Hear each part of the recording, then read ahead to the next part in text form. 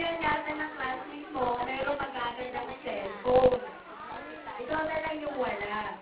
Siyempre bata ka na ingigit ka. Ngayon hindi ka kayang bilang yung mami. Ano nang gagawin mo at sasabihin mo?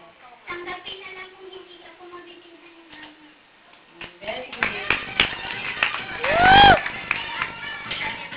Candidate number 50.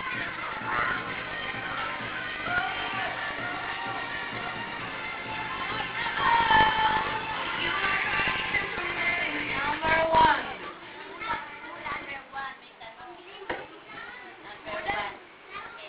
Alicia, paano mo ipapakita sa magulang mo na ikaw ay isang mabuting estudyante ng PGA?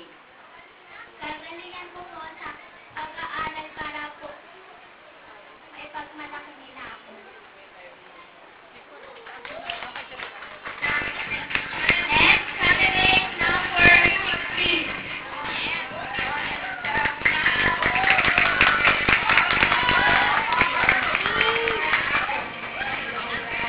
Number 3. So, yung tanong, ito.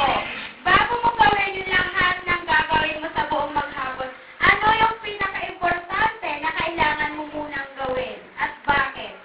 Unang-una po, ang gagawin ko po ay mananalangin ako sa Panginoon kasi po siya po yung nag-create sa akin.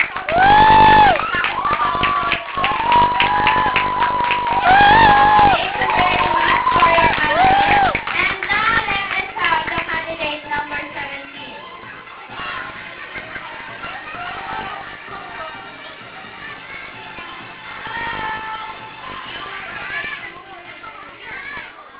Number 3. Ano yung napakahalagang aklat?